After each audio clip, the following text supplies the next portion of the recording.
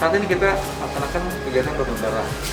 Donor darah target kita minimal 300 hari ini. Atau dalam rangka Hantu Dwayangkara ini sudah gelombang ketiga. Sekarang adalah gelombang 3, mudah-mudahan bisa dapat lagi 300 kantong.